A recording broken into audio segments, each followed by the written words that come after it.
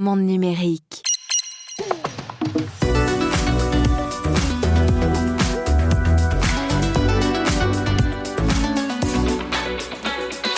Des milliards qui coulent à flot, des annonces, un peu de réglementation, mais pas trop. Le sommet pour l'action sur l'intelligence artificielle avait lieu cette semaine à Paris. L'essentiel de cette édition y est consacré. Pour commencer, dans l'actu de la semaine, on va revenir sur les principales annonces du sommet. On évoquera aussi les dernières lubies d'Elon Musk qui s'en prend à OpenAI. OpenAI justement qui annonce la prochaine version de ChatGPT, en tout cas GPT-5, ça y est, il serait dans les tuyaux, il arrive. Enfin, Apple dans le collimateur d'associations pour atteinte à la vie privée, Siri aurait-il de trop grandes oreilles ? Le débrief transatlantique, ce sera l'occasion de prendre un peu de recul sur le fameux sommet avec mon camarade Bruno Guglielminetti. Et puis dans cette émission, plusieurs interviews de personnalités réalisées à l'occasion du sommet de l'IA pour explorer différents aspects de l'intelligence artificielle. On écoutera, tenez-vous bien, le fondateur du chatbot Perplexity, le cofondateur de Google DeepMind, le prix Nobel Demis Hassabis, Xavier Niel qui passait par là, la chercheuse Laurence de Villers et une autre spécialiste de l'IA, Leila Merck, à propos d'une intelligence artificielle au service de l'information.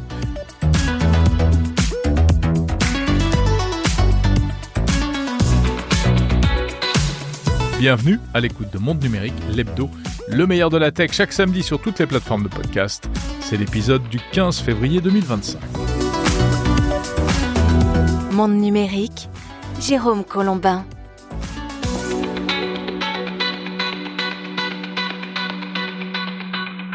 Oh là là là là, programme chargé cette semaine dans Monde Numérique l'hebdo. Il va falloir accélérer la cadence si on veut tout caser. Mais ça ne m'empêchera pas quand même de faire un petit coucou à vous, auditeurs fidèles, notamment ceux qui m'ont envoyé des messages.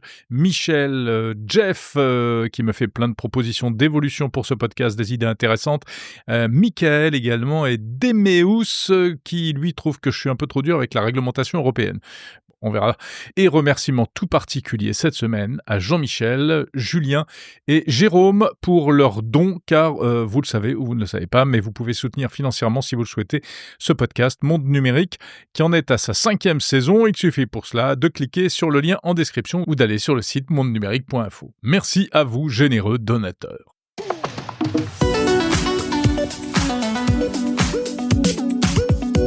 Nous allons donc revenir sur ce fameux sommet pour l'action sur l'IA qui s'est tenu à Paris cette semaine. J'y étais et je vais tout vous raconter.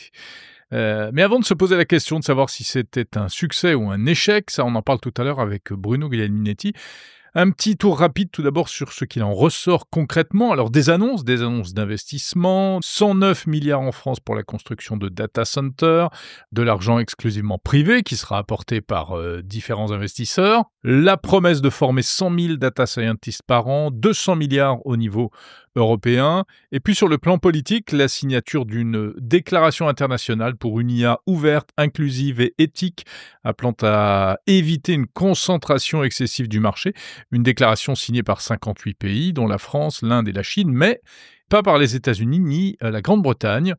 Le vice-président américain, J.D. Vance, qui était présent à Paris, a en effet mis en garde contre une régulation excessive qui pourrait, a-t-il dit, tuer une industrie en plein essor. Et il s'est déclaré opposé par ailleurs à des partenariats avec des régimes qualifiés d'autoritaires, sous-entendu la Chine, qui était présente également à l'occasion de ce sommet, qu'il n'a pas nommé directement, mais a noté pour la petite histoire que J.D. Vance a refusé d'écouter le discours du porte-parole chinois lors du dîner officiel à l'Élysée. En ce qui concerne la réglementation sur l'IA précisément, le signal envoyé à l'occasion de ce sommet est plutôt celui d'un certain assouplissement, avec notamment une simplification annoncée des lois sur le numérique, une réduction des formalités administratives, mais toutefois les préoccupations éthiques notamment restent d'actualité pour éviter les dérives de l'IA, et notamment avec Current AI, une initiative destinée à soutenir le développement d'une intelligence artificielle d'intérêt public et sociétal, une initiative qui sera dotée d'un fonds initial de 400 millions de dollars et avec des partenariats entre plusieurs pays dont la France, l'Allemagne, le Chili, le Kenya, le Maroc, le Nigeria, etc. Puis des entreprises technologiques également comme Google ou Salesforce. Voilà pour l'essentiel. essentiel. Si vous voulez plus de détails, je vous propose un épisode spécial de Monde Numérique en date du 13 février avec un éclairage plus précis encore sur ce sommet. Et puis, comme je l'ai dit, on y revient dans un instant dans le débrief transatlantique. Alors que se tenait à Paris le sommet sur l'IA, de l'autre côté de l'Atlantique, un certain Elon Musk n'a pas pu se retenir de faire parler de lui. Le patron de SpaceX, Tesla, donc n'était pas présent en France, mais il a quand même tout fait pour occuper le terrain et le devant de la scène avec une annonce choc, puisqu'il a annoncé qu'il avait l'intention de racheter OpenAI, la firme de ChatGPT, pour un montant de près de 100 milliards de dollars. Annonce choc, je l'ai dit, qui a obligé Sam Altman, le patron d'OpenAI, qui lui était présent en France, à répondre immédiatement sur X, en sortant plutôt la carte humoristique, puisque Sam Altman a déclaré que OpenAI n'était pas à vendre, mais qu'en revanche, il voulait bien lui racheter le réseau social X pour 1/10 de sa valeur. Alors, qu'est-ce qu'il faut retenir de tout ça en réalité ? Eh bien, derrière ça, c'est toujours la guerre et la guéguerre des égos entre Elon Musk et Sam Altman. Et cela ressemble surtout à une manip financière de la part d'Elon Musk, car on le sait, OpenAI, pour l'instant, est une organisation non commerciale qui en réalité ne peut pas être rachetée. Donc c'était un coup de bluff, mais on sait également que Sam Altman a l'intention de faire évoluer le statut de son organisation pour en faire une véritable entreprise à but lucratif. L'annonce de Musk de vouloir racheter tout ça pour 100 millions de dollars pourrait donc avoir pour effet de valoriser virtuellement la future entreprise à un niveau extrêmement élevé, ce qui compliquerait les affaires de Sam Altman. Bref, c'était en réalité une vraie peau de banane, dans le cadre d'un combat de coqs, des coqs géants certes, mais un combat de coqs qui n'a plus grand-chose à voir, il faut bien le dire, avec la technologie elle-même. OpenAI, justement, est dans l'actualité cette semaine également avec une annonce du même Sam Altman, le PDG, une annonce qui n'est pas passée inaperçue. Et là, c'est beaucoup plus tech puisque Sam Altman annonce l'arrivée prochaine du fameux GPT-5, GPT-5, la future version du modèle de langage GPT. Alors GPT-5, c'est un truc qui fait fantasmer l'écosystème de l'IA depuis plus d'1 an maintenant. C'est la promesse d'une intelligence artificielle générative encore plus puissante que les modèles actuels. GPT-5 pourrait avoir plus de 1,5 trillion de paramètres, ce qui améliorerait de manière significative sa capacité de raisonnement. Dans la pratique, il pourrait donc faire plus de choses. Il aurait moins d'hallucinations, c'est-à-dire moins de réponses inexactes, une meilleure compréhension du contexte également et une meilleure personnalisation. Ça devrait arriver, a dit Sam Altman, dans les prochains mois. Avec ça, il se mouille pas beaucoup parce que ça fait un moment qu'il en parle sans en parler. En tout cas, ce GPT-5 devrait remplacer tous les autres modèles de la gamme GPT. Parce qu'aujourd'hui, ça devient un peu compliqué. Il y a toute une gamme, on se croirait, un peu dans un supermarché de l'intelligence artificielle. Et en attendant GPT-5, eh bien, on devrait voir apparaître tout d'abord GPT 4.5, également appelé projet Orion, qui sera le dernier LLM classique d'OpenAI, c'est-à-dire sans véritable capacité de raisonnement.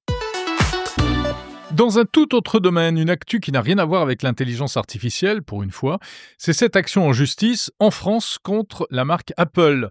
Une action qui émane de l'association Ligue des droits de l'homme, qui a déposé une plainte contre X et adressé un signalement au parquet de Paris. Motif : l'assistant vocal Siri d'Apple aurait de trop grandes oreilles et il aurait violé la vie privée de ses utilisateurs.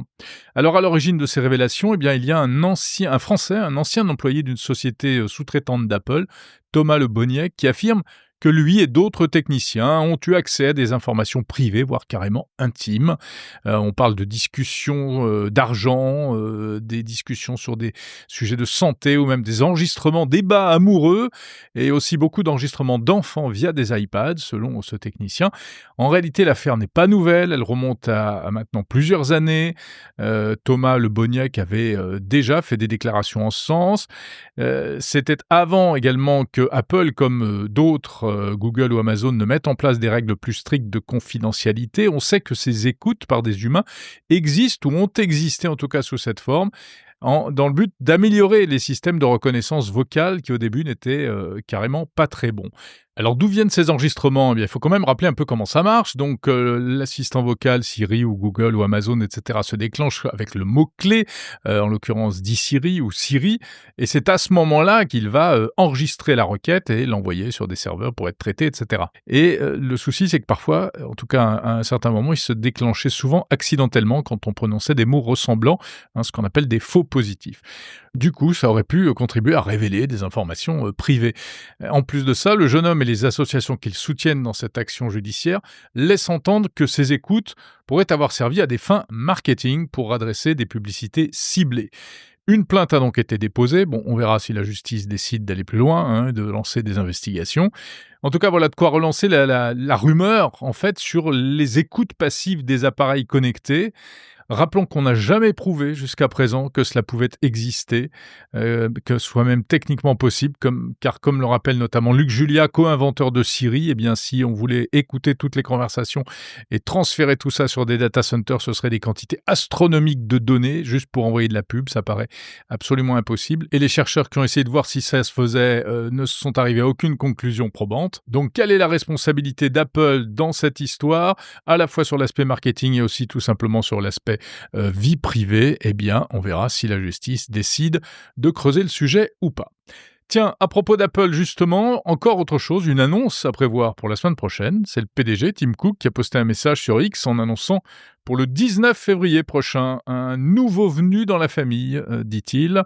Alors, de quoi s'agit-il? Eh bien, selon les exégètes d'Apple, il pourrait tout simplement s'agir du nouvel iPhone, l'iPhone SE4, le smartphone que l'on qualifie du moins cher de la gamme, le moins cher que les autres iPhones. Réponse donc mercredi prochain, 19 février. Encore un mot pour un anniversaire, c'est l'anniversaire de YouTube, la plateforme vidéo qui fête ses 20 ans. Et oui, YouTube a vu le jour le 14 février 2005.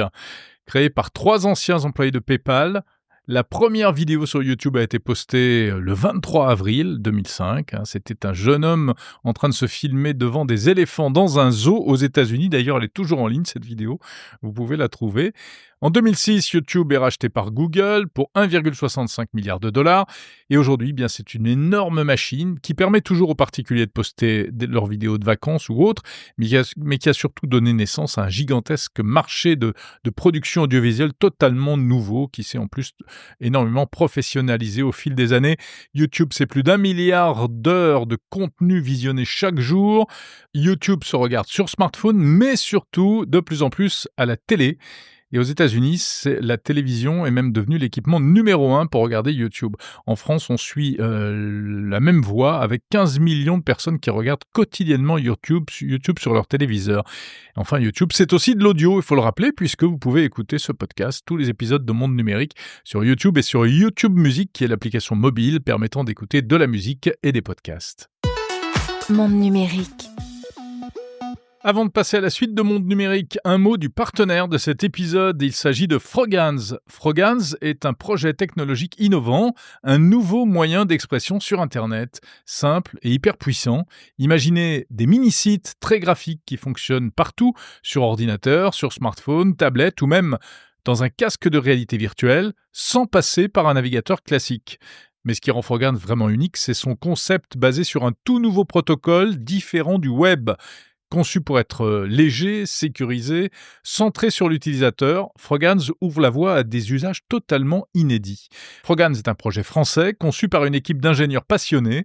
Il devrait séduire les développeurs grâce à sa simplicité, sa flexibilité et ses possibilités infinies. Froghands soutient Monde Numérique et je vous tiens au courant semaine après semaine de l'évolution du projet. Pour en savoir plus, retrouvez l'interview du fondateur Alexis Tamas en audio sur le fil du podcast Monde Numérique ou en vidéo sur la chaîne YouTube ou sur le site mondenumérique.info. Et rendez-vous sur le site f2r2.fr. f2r2.fr. Le débrief transatlantique. Jérôme Colombin à Paris, bonjour. Bruno Guglielminetti à Montréal, salut. Tu t'es baladé cette semaine un peu partout à travers Paris pour couvrir le sommet de l'IA? Le fameux sommet pour l'action sur l'intelligence artificielle et qu'effectivement j'ai eu la chance de suivre d'assez près. Tu veux que je te raconte? Oui, mais avant, je veux que tu te t'autoscoopes.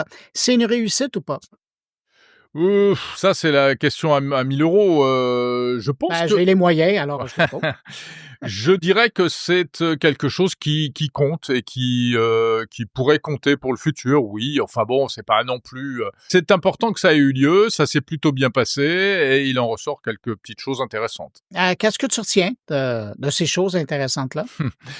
Je retiens, pour moi, ça a été un peu l'occasion, comme c'était très international, hein, avec, l'Inde qui était co-organisatrice, les États-Unis qui étaient là, la Chine qui était là, ce qui d'ailleurs, a posé quelques problèmes. Il y avait des tensions un peu diplomatiques, et puis même d'autres pays, de ce qu'on appelle le Sud global. Il y avait des pays africains, il y avait et cetera. Heu, du Tu coup pas mentionné le Canada, mais on était là. et absolument, bien sûr, le Canada qui a été cité plusieurs fois, pardon, Oui. en effet et il y Ah a oui, plus qu'apparemment. Ils ont été cités plusieurs fois. ouais, ouais, ouais, non, le Canada est en première ligne, le Canada qui va investir, en Europe et en France, hein. Ben oui, une fortune. Ben oui. Bah oui, exactement, 50 milliards, c'est ça, c'est monstrueux. 20 milliards, je sais plus. Ouais, c'est ça. C'est 20 milliards, 20 milliards.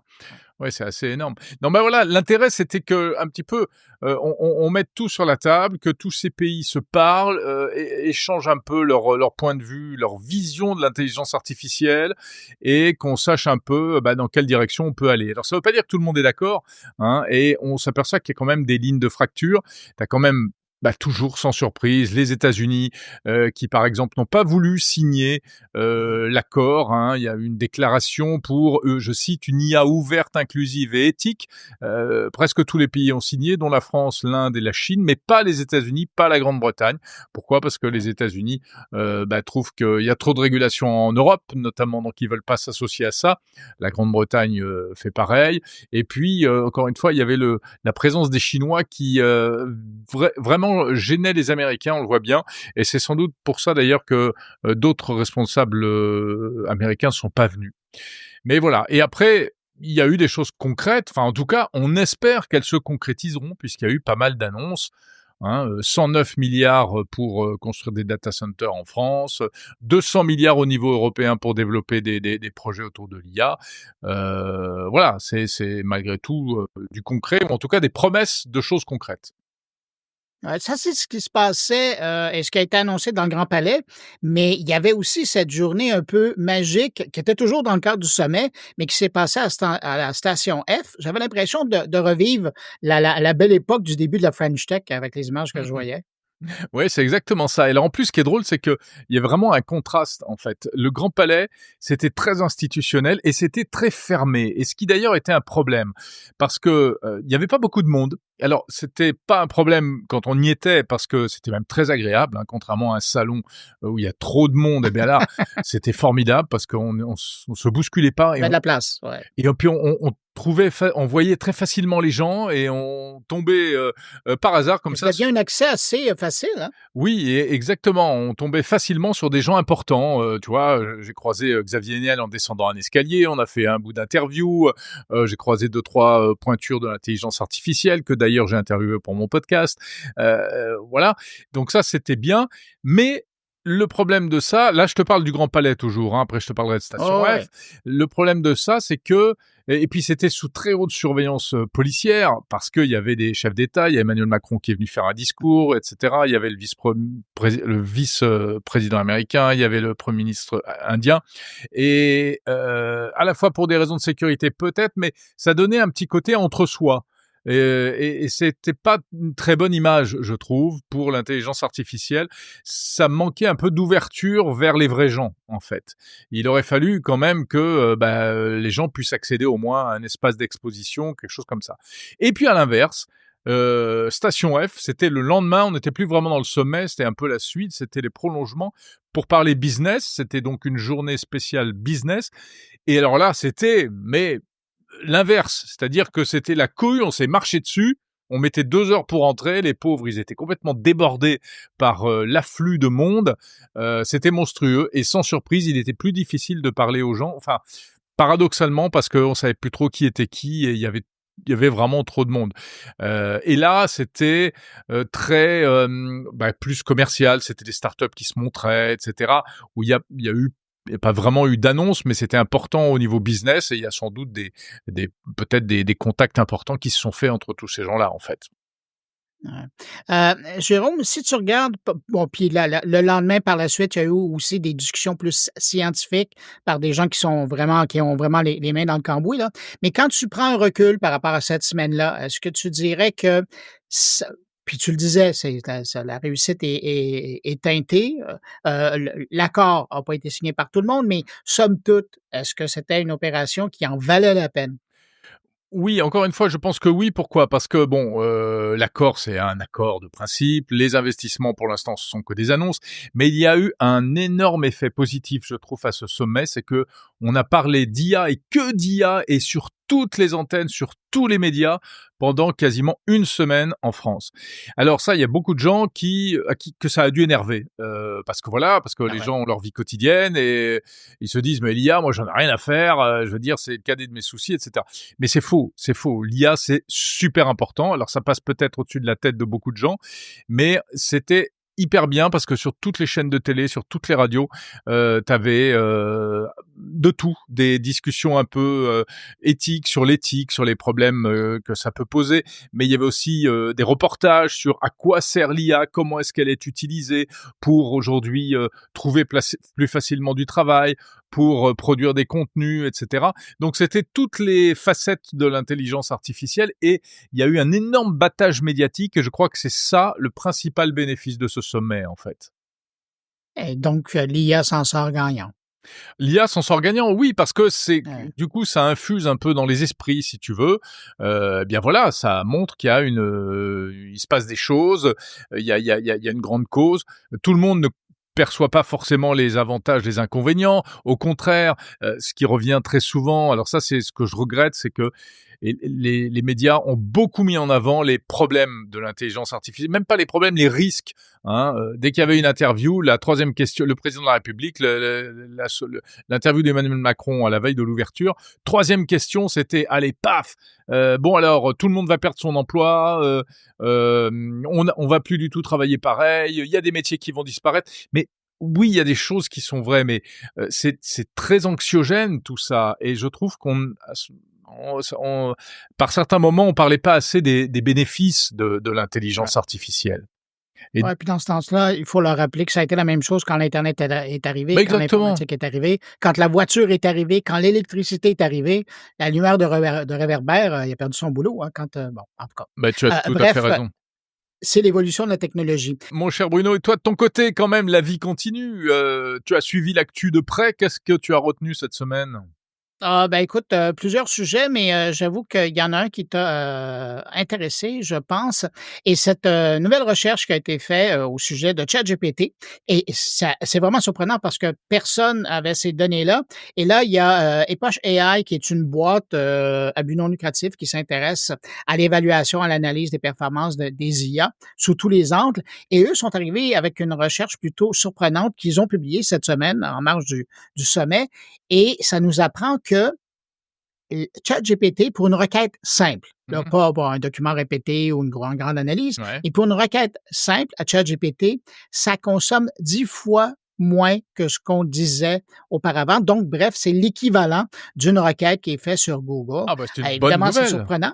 Ben, c'est une bonne nouvelle, et d'autant plus que c'est une bonne nouvelle parce que, puis ça, on l'a souvent abordé, Jérôme, toi et moi, c'est le fait que puisque l'intelligence artificielle est devenue partout et que de plus en plus de gens l'utilisent, ben, de savoir que finalement ça utilise moins d'énergie, sachant que tous ces parcs de données sont en train d'apparaître dans notre décor, on voit il y a une importance qui est accordée à l'efficacité énergétique de ces systèmes-là, et donc c'est une bonne nouvelle, et si ça vous intéresse, j'ai publié sur, moncarnet.com un article complet avec un lien vers l'étude évidemment, parce qu'il y a des gens qui veulent aller plus loin. Alors ça ressemble à ça. Ça fait partie de mon actualité. Sinon, pour faire un clin d'œil, au sommet aussi, moi, de Montréal, et je remercie d'ailleurs les organisateurs, il y a toutes les grandes plénières de la première journée, qui étaient des discussions par rapport à l'IA dans le travail, Ouais. l'IA responsable, tout ça, qui étaient, diffusées sur internet, et donc je me suis tapé 4 panels Bravo. d'environ, 50 minutes, mais c'était vraiment intéressant avec des intervenants d'un peu Ce que partout. moi j'ai pas eu le temps de suivre en fait. Donc c'est Ben, ce que normalement on n'a jamais le temps de faire ouais, quand on tout couvre à ce fait. genre de trucs-là. Mmh. Alors moi, tranquille dans mon bureau, je suis suivais ça et j'ai fait 4 articles sur le sujet. Alors, ça vous intéresse d'aller voir le résumé de qui dit quoi dans ce contexte-là et ça attire de tous les côtés. Alors, mais c'est intéressant parce que c'est des réflexions sur différentes questions qui sont soulevées par l'IA.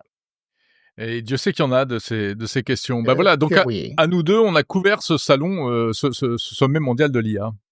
Exactement. Toi de très près et moi de bien loin. Mais c'est très Ben, Jérôme, complémentaire. Voilà.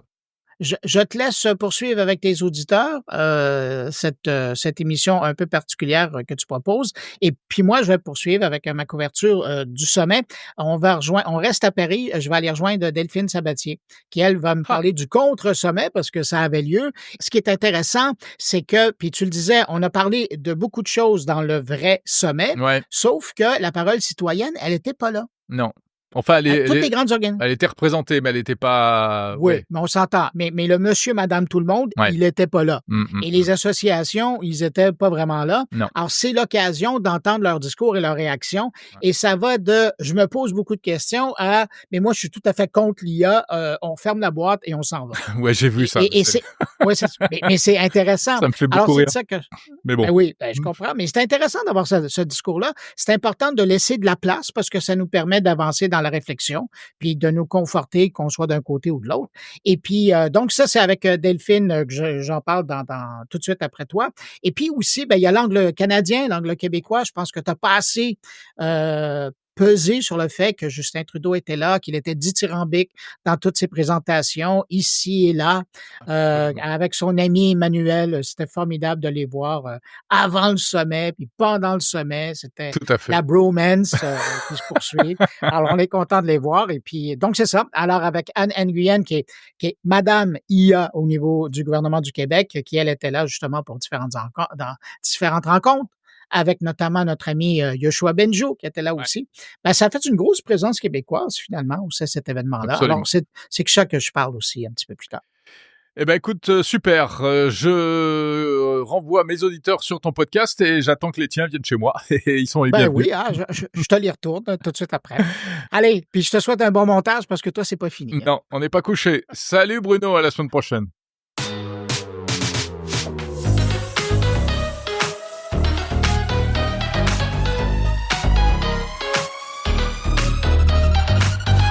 Comme promis, voici maintenant plusieurs interviews réalisées à l'occasion du sommet pour l'action sur l'intelligence artificielle.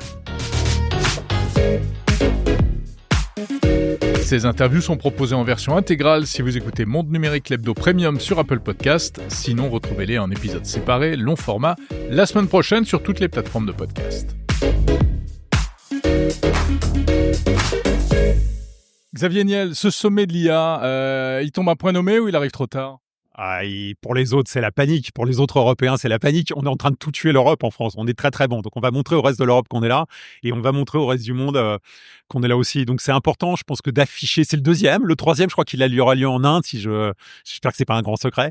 Mais donc, je pense que c'est le début. C'est pas mal que ça se passe pour 2 fois de suite en Europe et qu'on soit capable de montrer à quel point on est capable en Europe de créer des choses de qualité.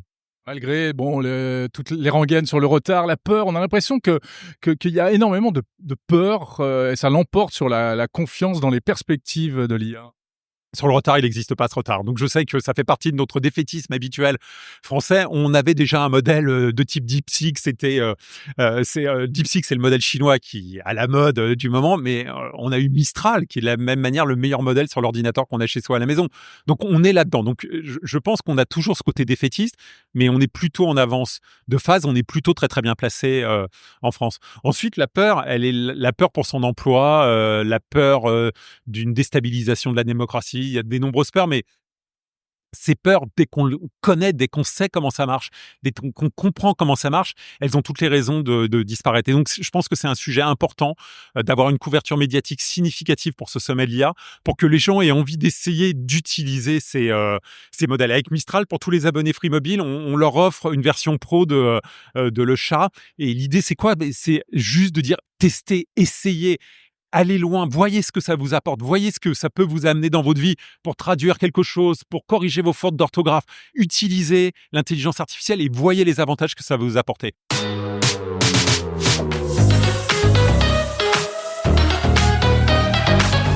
Aravind Srinivas, vous êtes cofondateur et CEO de Perplexity. Comment décrivez-vous Perplexity? Est-ce vraiment différent des autres chatbots aujourd'hui?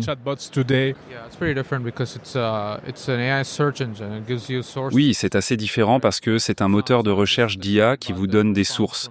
Ce n'est pas seulement un chatbot qui répond à partir de ce que pense le modèle d'IA. Il s'agit en fait de faire des recherches sur le web et de ramener des informations et de dire à l'utilisateur d'où viennent les informations. C'est très important. Il expose également la chaîne de pensée brute à l'utilisateur et le mode de raisonnement. Je pense que c'est crucial pour que les gens fassent confiance à ce que l'IA dit à travers les sources et la chaîne de pensée.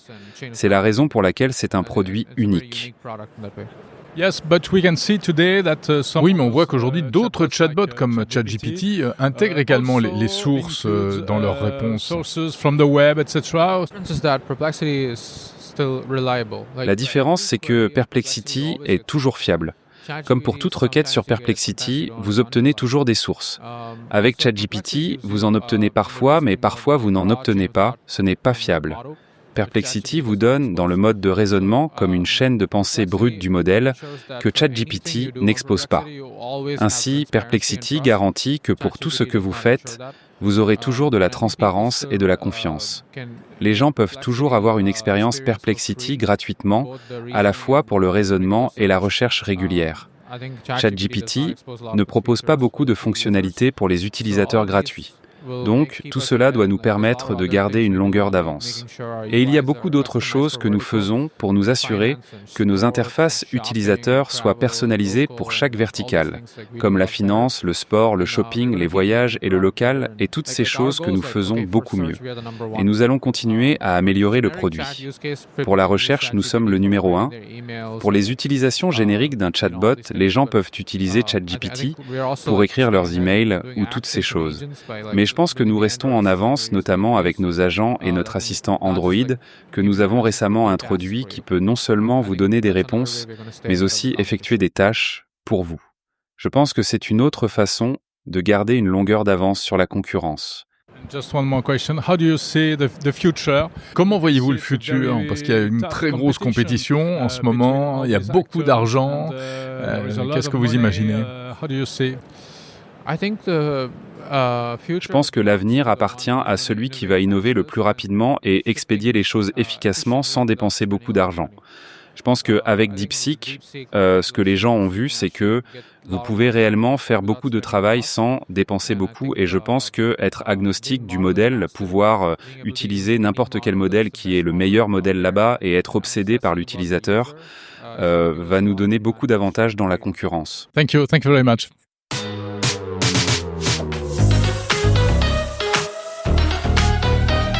Le sommet de l'IA, c'était aussi l'occasion de s'interroger sur le futur de l'intelligence artificielle. Google France recevait le président et cofondateur de DeepMind, la filiale de Google dédiée à l'intelligence artificielle. Prix Nobel de chimie, initiateur d'AlphaFold, cet algorithme de modélisation des protéines, Demis Hassabis a notamment évoqué la fameuse AGI, l'intelligence artificielle générale qui sera plus forte que l'intelligence humaine. Je pense que nous sommes sur la voie de l'AGI, cette sorte d'idée d'un système qui présente toutes les capacités cognitives de l'homme. Et la raison pour laquelle c'est important, c'est qu'il s'agirait d'une véritable intelligence générale. Cela a toujours été l'objectif initial de l'IA en tant que domaine, même dans les années 1950, avec des gens comme Alan Turing et certains de mes héros scientifiques de toujours. Et je pense que nous sommes sur le point de le faire. Nous ne sommes peut-être qu'à 5 ans d'un tel système, ce qui serait assez extraordinaire. Je pense que la société doit s'y préparer, que l'ensemble de la société en bénéficie. Mais nous atténuons également certains risques. Denis, je sais que vous vous qualifiez d'optimiste prudent. Est-ce que c'est 50-50 ou bien êtes-vous plus prudent qu'optimiste? Eh bien, écoutez, je suis fondamentalement un techno-optimiste. J'ai travaillé sur l'IA tout au long de ma carrière, parce que je pense qu'elle a le potentiel d'être la technologie la plus bénéfique et la plus révolutionnaire que l'humanité inventera jamais. Cela a toujours été clair pour moi, et je pense que cela devient de plus en plus clair pour de plus en plus de personnes. Et puis la prudence vient du fait que, avec n'importe quelle technologie massivement transformatrice et puissante, l'IA pourrait être la plus puissante. C'est aussi une technologie à double usage. Cela dépend de la façon dont nous, en tant que société, comment nous décidons de l'utiliser. Que voulons-nous faire avec cette technologie? Voulons-nous l'utiliser pour le bien, pour la science, pour ce genre de choses, et pour la médecine ou pour le mal? Et je pense que c'est le défi que nous devons relever aujourd'hui. Je pense que l'autre problème est que la technologie elle-même, à mesure que nous nous rapprochons de l'AGI et de systèmes plus génétiques, comporte certains risques inhérents. Je m'inquiète donc de deux risques. Le premier est que des acteurs malveillants réaffectent des technologies d'usage général à des fins néfastes. La question est donc de savoir comment restreindre l'accès à ces technologies ou empêcher les mauvais acteurs d'agir de la sorte, qu'il s'agisse d'individus ou de nations voyous, mais tout en permettant et en facilitant l'accès aux bons cas d'utilisation. C'est donc la partie la plus difficile. La deuxième partie, à mesure que nous nous rapprochons de l'AGI, est le risque inhérent au système basé sur des agents. Et je m'assure qu'ils ont les bonnes valeurs, les bons objectifs. Ils ont les bons garde-fous pour que nous comprenions ce qu'ils font. Ils sont interprétables. Autant de grands défis à relever en matière de recherche. Je fais preuve d'un optimisme prudent à cet égard, car je crois beaucoup à l'ingéniosité humaine. Je pense que si nous mettons les meilleurs cerveaux sur le coup, avec suffisamment de temps et d'attention, et c'est là l'élément clé, c'est là l'élément de prudence, alors je pense que nous y parviendrons et que nous ferons passer l'humanité par cette sorte de chat de l'aiguille. Mais ensuite, nous bénéficierons de tous les avantages qu'apportera l'intelligence artificielle.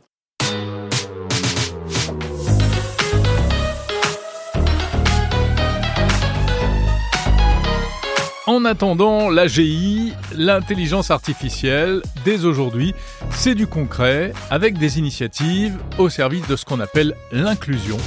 Donner accès à ces technologies au plus grand nombre, y compris en Afrique. Leroy Abigem, bonjour. Vous représentez ici au sommet de l'IA une société qui s'appelle Yodi. Qu'est-ce que vous faites exactement? Une société qui s'appelle Ubandi, mais on fait un produit qui s'appelle Yodi, qui veut dire en fait parler en langue locale togolaise. Donc nous, ce qu'on fait, c'est des modèles de langue en fait pour les langues africaines. Donc aujourd'hui, on fait un modèle de langue qui supporte l'Ewe et le Kabylie, qui sont deux langues qui sont parlées en Afrique de l'Ouest et dans le monde par 20 millions de personnes.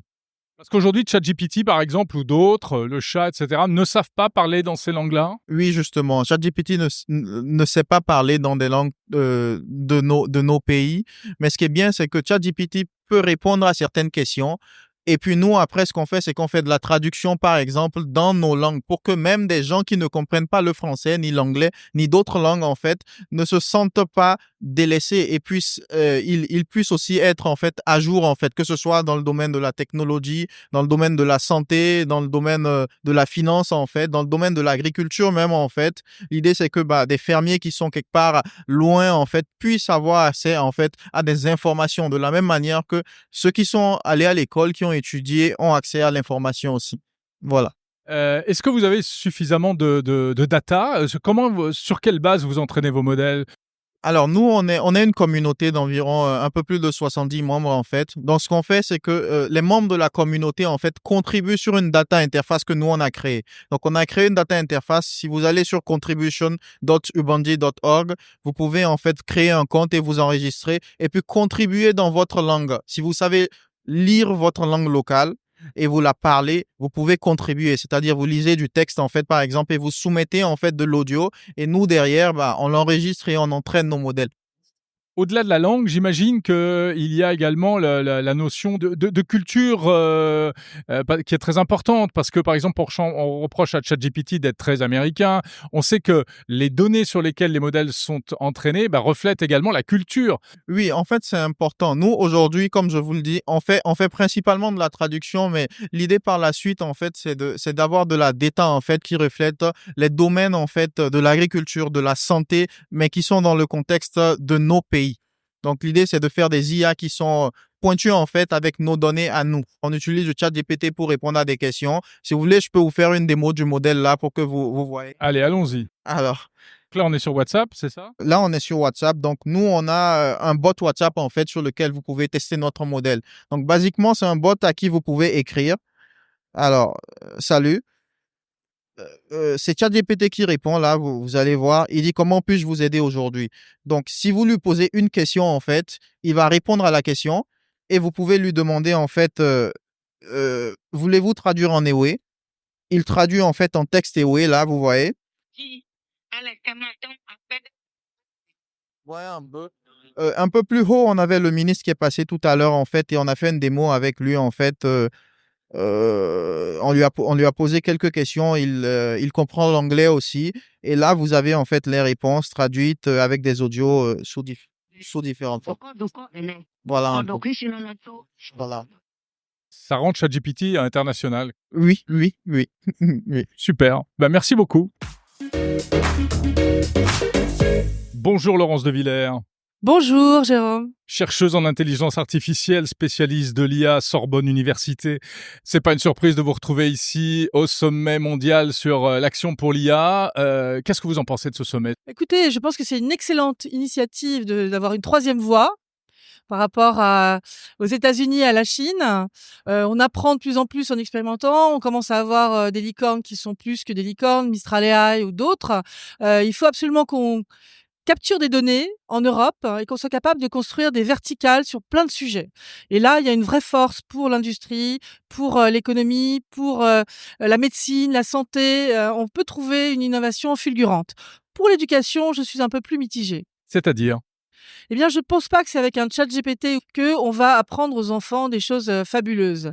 Les enfants ont besoin, en fait, d'augmenter, si vous voulez, leur compréhension ou d'aider leur compréhension via des outils très différents. Donc, l'école, pour moi, c'est un temps où on n'a pas du tout de machine et on fait avec la main et son cerveau. Un temps où on va chercher dans les machines quelque chose de très nouveau et c'est pas forcément ChatGPT qui un fousillis-tout d'idées, n'est-ce pas?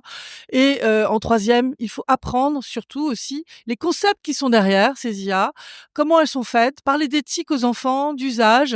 Et à la Fondation Blaise Pascal, dont je suis présidente, avec des gens très connus comme Cédric Villani, Hugo Duménil et beaucoup d'informaticiens très connus, Serge Abitboul, etc. Nous avons en fait essayé de pousser des alternatives, des choses plus intéressantes pour l'école. C'est pas encore le cas de notre école. Nous, par exemple, pour la primaire, on propose des capsules IA éthiques pour que les enfants apprennent les usages. Alors, c'est pas la grande éthique philosophique, c'est des choses très appliquées, mais on va leur dire, par exemple, la prise de ton attention, eh bien, il y a un côté dopamine dans tout ça, c'est-à-dire qu'on va chercher à te faire plaisir et à te garder le plus longtemps possible devant une plateforme. C'est pour ça que tu restes et que tu veux pas écouter tes parents, par exemple. Et donc, avec des petits films pour les enfants de 8-10 ans en primaire, on pourrait préparer des cerveaux à être plus agiles et avoir plus un esprit critique et créatif vis-à-vis de ces outils. Il y a un plan qui vient d'être annoncé par Elisabeth Borne pour faire entrer l'IA à l'école. Ça va dans le bon sens ou pas? Globalement, oui, mais qu'est-ce qu'il sera fait? J'ai entendu parler de MOOC qu'on donnerait aux enfants pour qu'ils apprennent ce que c'est que l'IA. Il me semble que c'est pas suffisant. C'est en intelligence collective qu'on doit apprendre ça. C'est-à-dire que nous, on a fait des capsules IA éthiques avec 3 minutes d'écran, si vous voulez, et 1 heure de discussion avec le prof, qu'on a culture en même temps sur tous ces termes, pour essayer de comprendre comment la machine capture mon attention, comment je vais être harcelée, qu'est-ce qu'un cookie, qu'est-ce que être une fille ou un garçon sur Internet, qu'est-ce que l'ordinateur fait mes devoirs. Qu'est-ce qu'il fait? Est-ce qu'il nous dit la vérité ou pas? Qu'est-ce que je dois challenger? Comment l'utiliser? Des choses comme ça, très pratiques, très pragmatiques. Je pense qu'on a besoin de cette vision-là pour démystifier l'IA auprès du plus grand nombre et auprès de nos enfants à l'école, très jeunes. Merci beaucoup Laurence de Villers. Merci Jérôme. Si l'intelligence artificielle offre des perspectives enthousiasmantes, elle suscite également des inquiétudes quant à ses effets négatifs, et notamment sur les plus jeunes.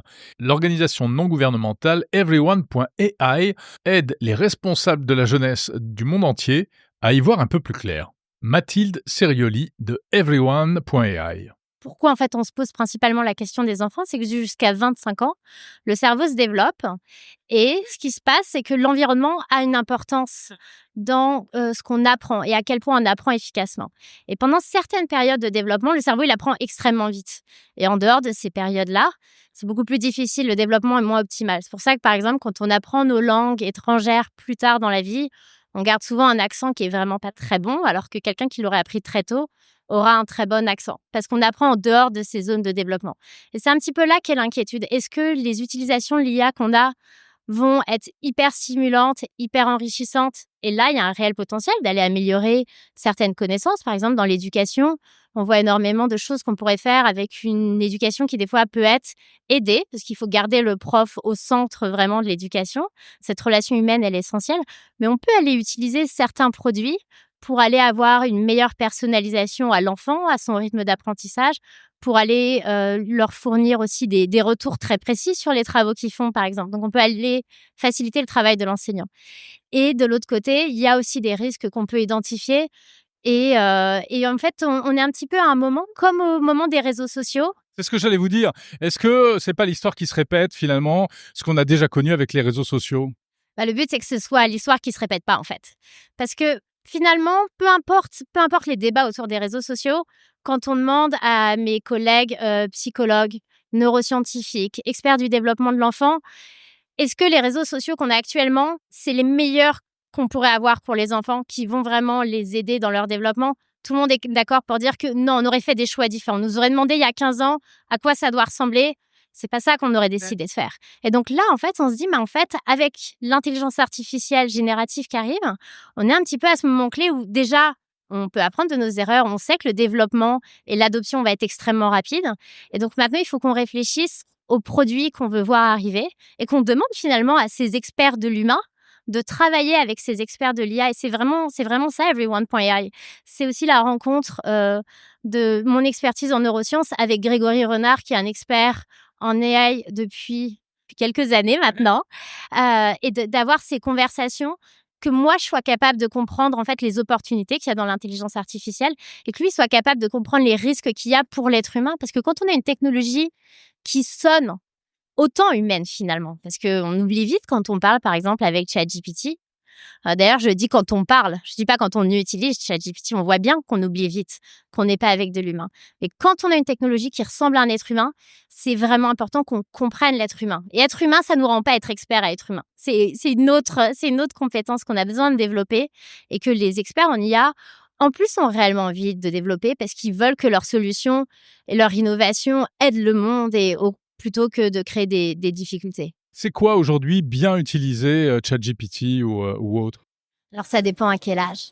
À l'âge adulte, c'est un petit peu différent. À l'âge enfant, on peut reprendre un petit peu l'exemple de la calculatrice. Finalement, pour un enfant de 5-6 ans, utiliser une calculatrice, c'est pas hyper utile. S'il passe beaucoup de temps à faire ça, il ferait bien mieux d'apprendre le concept de nombre. Parce que c'est vraiment le moment où on veut qu'il se crée une idée du nombre, qu'il apprenne à calculer rapidement. Parce que le fait de calculer rapidement, ça permet d'avoir une notion des grandeurs. Par contre, quand il arrive au lycée et qu'il est capable de faire des choses beaucoup plus abstraites, là, ça devient intéressant d'utiliser la calculatrice. C'est un petit peu la même chose avec ChatGPT. Est-ce qu'un enfant doit apprendre à 6 ans à faire ses textes à ChatGPT? Non. Une fois qu'il a un très, très bon niveau d'écriture, est-ce que là, ça peut être intéressant d'aller faire challenger, par exemple, sa rédaction en disant est-ce que mon argument est bon? Comment je pourrais le faire mieux? Est-ce qu'il y aurait une dynamique dans l'écriture qui serait plus intéressante? Et donc là, pour vraiment, finalement, nous aider à nous améliorer, un petit peu comme on le ferait avec un tuteur, avec un enseignant, là, il y a une opportunité. Leila Merck, vous présentez au sommet de l'IA un produit qui va vraiment intéresser les médias, notamment les journalistes, qui permet de surveiller en temps réel, ou presque, tout ce qui se dit sur les médias. Vous pouvez nous expliquer ça ? Alors, on est tous au courant, et surtout les journalistes, que le bruit informationnel est grandissant et que ça cause un petit peu de cacophonie. Dans cette espèce de grand agglomérat de ce qui est dit à la télé et de ce qui est dit à la radio, qui sont les sources les plus difficiles à suivre parce que très vite le son va sur du son, va sur du son, va sur du son. Nous, on a créé un outil qui fonctionne un peu comme Google sur l'Internet, mais nous, c'est un outil de recherche sur les flux TV et sur les flux radio. On écoute en temps réel 70 chaînes de télé et de radio. On identifie plus de 3000 personnalités politiques et le but, c'est de pouvoir tracer en temps réel qui dit quoi, sur quel sujet, pendant combien de temps. Ça nous crée une énorme base de données qui est nourrie donc en temps réel chaque jour de l'actualité. Sur cette base de données-là, on fait travailler des modèles d'intelligence artificielle qui sont en capacité de regarder qu'est-ce que le Premier ministre a dit depuis 2 ans sur le nucléaire. Comment est-ce que les politiciens français ont changé d'avis sur la réforme des retraites? Quelles sont les différences d'opinion entre le Rassemblement national et la France insoumise sur l'immigration à partir de sources exactes? Comment exact? Tout simplement parce qu'en fait, on vient chercher la source et l'extrait audio propre du moment où il en parle. On vient par-dessus ça, on en collecte une 40aine à chaque fois, on vient générer une petite réponse qui résume les prises de parole, mais derrière, on est vraiment en capacité d'identifier ce qui a été dit et de reproduire mot pour mot ce qui a été dit. Alors, par exemple, si je vous demande quelle est la position d'Emmanuel Macron sur l'intelligence artificielle? On peut tout à fait lui demander ça et il faut que j'aille récupérer ses interventions récentes. Mais par exemple, on peut dire, voilà, sur France 2, sur France 2, il a dit le 9 février à 20h30. Voilà, et merci à tous les deux pour cette occasion de parler d'intelligence artificielle. On vit une révolution technologique et scientifique comme on en a peu connu. Et c'est donc un monde d'opportunités pour l'humanité. Donc moi, je le vis avec beaucoup d'intérêt, de volonté, etc., etc. Et donc en fait, on a toute sa phrase. Ça, c'est le texte. Et vous avez également la vidéo ou l'audio? On a l'audio. On a des petits sujets de Wi-Fi, en fait, au Grand Palais, qui n'arrivent pas à supporter tout simplement. On est sur un Wi-Fi commun, ouvert à tout le monde, qui ne fonctionne pas forcément. C'est la loi des salons. Exactement, c'est la loi des salons, mais on pourra vous l'envoyer pour l'insérer magiquement dans le podcast que j'écoute attentivement, mais on pourra intégrer, effectivement, on peut avoir accès immédiatement à la minute exacte de ce qui a été dit. On prend généralement 30 secondes avant, 30 secondes après la prise de parole pour pouvoir recontextualiser. Et on peut comme ça regarder qu'il en a parlé à 21h18 sur France Info, à 20h13 sur BFM TV, à 20h14 sur TF1, à 17h49 sur LCI. Qu'est-ce que ça apporte de plus qu'un outil d'indexation, d'archivage, comme il en existe aujourd'hui dans les médias? Où est-ce qu'il y a de l'IA là-dedans? Un outil d'archivage, il va venir analyser, et c'est très utile, il va venir analyser les prises de parole passées. Nous, on est sur du temps réel. On est sur une base de données qui, à chaque fois que quelqu'un dit quelque chose, grandit. Et c'est vraiment ça qui, pour nous, est la richesse de cet outil. L'IA, elle est sur plein de couches différentes. L'IA, elle va d'abord faire de la reconnaissance faciale et vocale de qui parle. C'est un discours public, donc on est en capacité d'avoir accès à ces flux-là sans être du tout intrusif sur son identité. On va venir reconnaître qui parle, comment est-ce qu'il en parle, quelle est a priori son opinion, de quoi est-ce qu'il parle, pendant combien de temps. À chaque fois, c'est une couche d'IA qui va venir analyser un petit peu plus. Une fois qu'on a récupéré cette base de données organisée, puisqu'on sait qui parle, sur quelle chaîne, à quelle heure, de quoi, on va pouvoir mettre des modèles d'IA supplémentaires par-dessus qui vont venir comparer les prises de parole entre elles. Il suffit ensuite de demander à l'outil quelle est l'opinion du paysage politique français sur la hausse des impôts. La taxe sur les entreprises, c'est un sujet beaucoup d'actualité ces derniers temps et on est en capacité d'avoir une analyse 360 du paysage politique. Sur cette analyse 360, on peut aller rechercher des informations plus précises en disant « non, je voudrais regarder l'opinion du Rassemblement national dessus. Non, finalement, je voudrais regarder l'opinion d'Europe Écologie Les Verts.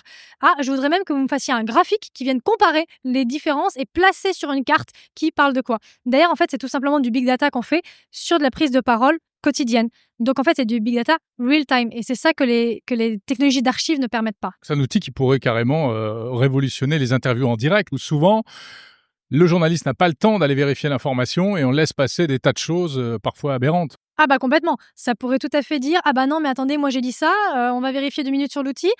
Pas vraiment. C'est ça que vous avez dit pour être tout à fait exact. Et c'est ça qu'on vous a répondu. 100%. Merci beaucoup, Leila Merck. Donc, la société Magic Lamp. Et puis ce sommet sur l'IA avait aussi une forte dimension économique. J'ai rencontré André Loskrug-Pietri de la fondation JEDI qui œuvre et qui finance des projets de technologie avancée en Europe et qui nous livre sa vision de l'événement. Moi, je suis d'habitude pas un grand fan de ces grands raouts, mais il faut dire qu'il y a véritablement un esprit d'optimisme positif qui, en ce moment, notamment en France, fait du bien. Maintenant, la vraie question, comme toujours, c'est les annonces, c'est bien, l'enthousiasme, c'est bien. La clé du succès aujourd'hui, c'est la mise en œuvre et la rapidité de la mise en œuvre. Je donne un exemple. Hier, j'étais avec la commissaire européenne, avec une trentaine de grands patrons à la fois d'entreprises et de start-up.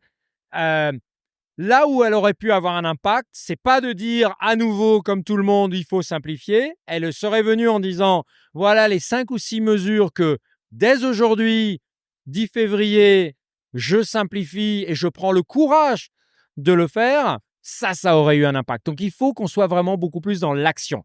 Ça veut dire quoi, simplifier? C'est un Dodge à l'américaine avec de l'IA partout et une tronçonneuse et des LLM? Non, je pense en fait c'est un vrai projet de société. Je crois qu'en fait, il faut redonner l'IA cette capacité d'abord de faire comprendre un monde où la plupart de nos concitoyens ont en fait perdu le sentiment où est-ce qu'on va, est-ce qu'on a encore le contrôle de nos vies, quelle que soit, on va dire, l'origine, votre métier, etc.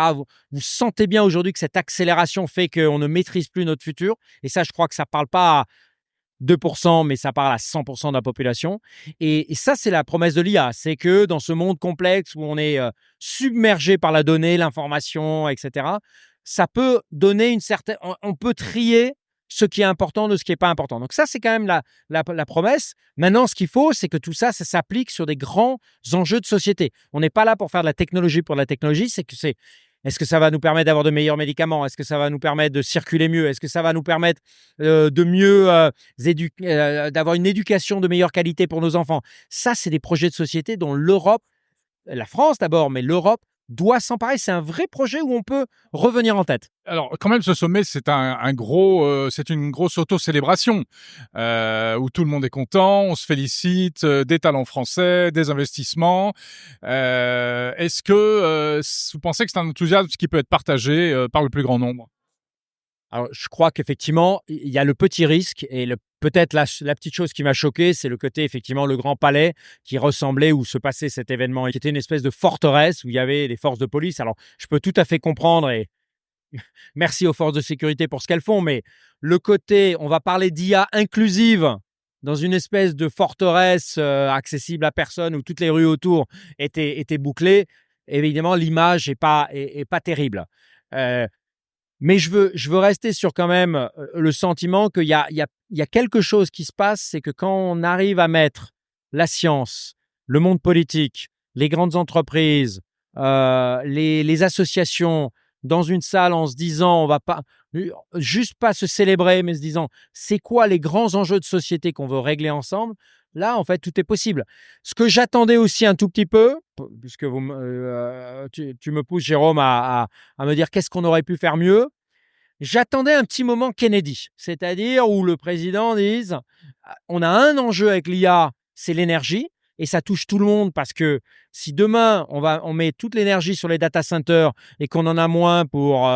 on va dire nos usines locales ou même pour la consommation locale, on va avoir un vrai problème politique. C'est de dire aujourd'hui comment est-ce qu'on peut faire un grand programme de société où on va faire de l'IA mais qui va consommer 10, 100, 1000 fois moins d'énergie. Ça, c'est l'objectif de société et que les meilleurs talents s'épanouissent et ça va nous toucher tout le monde. On l'a bien fait sur Notre-Dame.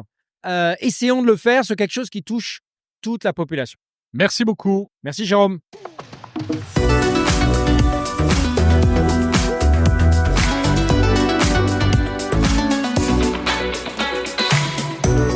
Voilà pour cet épisode de Monde Numérique, l'hebdo du 15 février 2025 et pour cette plongée au cœur du sommet pour l'action sur l'IA.